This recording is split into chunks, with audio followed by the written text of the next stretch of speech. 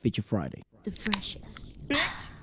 And then post it, which people apparently don't like. And I just learned that if you post it right away, they want you to wait 24 hours. So that's new to me as well. But yeah. Here's what I think about that. You know, the whole 24-hour rule is like, I don't know if it's a rule, but it's just some people don't like it, right? It's interesting because I think the thought behind it is that if you were to drop a reaction on something that's very new, people might choose to watch the reaction over the original. The video. Now, from what I've noticed, I don't think that's ever true. I don't either. Because I think, like, you know, I just look at it from my shoes. It's like, say, for example, I don't know, Sugar drops a video, or Eminem drops a video, or I don't know, Royce the 5'9" drops a video.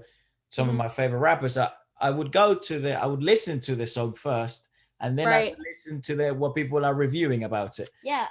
Right.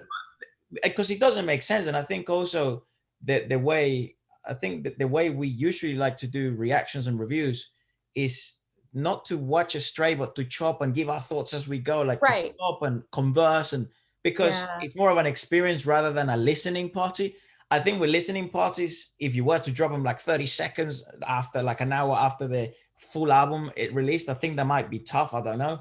But when it comes to the 24-hour rule, from what I've seen, I don't know the thought behind it, whether it's more of a, it might hurt numbers of the video, the original video. I don't know. And I think it also comes with like that morality thing. Like, it's like you're betraying your favorite band type of feel, you know? I know. So it comes from that.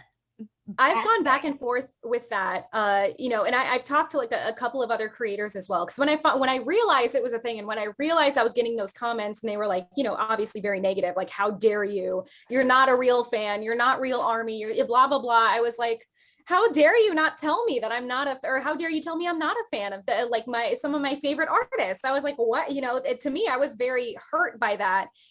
Because I would never want to come across that way, and either way, you know what I mean? It's like, first of all, you're telling me what I think, and that's not true. And then second of all, you know, you're telling me how to conduct myself, and you also can't do that. So I you know, I've been going back and forth with a lot of that, and trying to see, obviously, again, from their side. And yes, the logic is, you know, you're taking views away from them. But, you know, again, it's like, from somebody who comes from radio and who comes from a background in vlogging and in writing vlogs and a journalistic background, you know, that's not true, because people are going to go straight to the actual content itself first, and not, you know, a review of that content, unless it's a restaurant. You know, that's the only thing that I could think of. You know, I actually agree with that thought process. It's the other thing as well, right? Given, I know YouTube gets lots of fucking slack, but props to them for kind of introducing the copyright system to some extent. It is messed up in certain ways, but it really well implemented in others. Like, for example, if you do a review of a song, right, like even that streaming value doesn't go to you, it goes to the artist. No. So, yeah, I don't make a lot of money from the channel at all. Like, you know, either way, it's like, if I'm doing it, it's not for clout, it's not for money. You know, I gain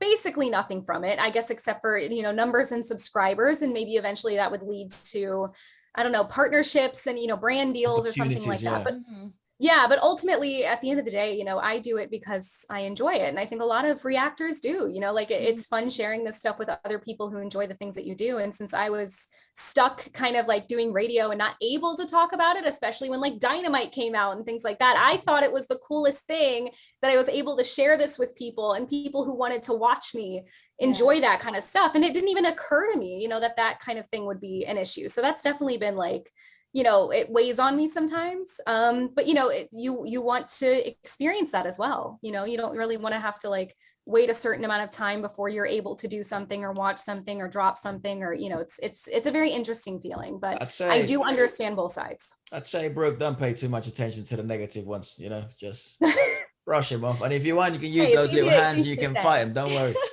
Right, I know. Well, that's what I mean. It's like, ultimately, you know, people get real bold behind the keyboard, and that's all it is.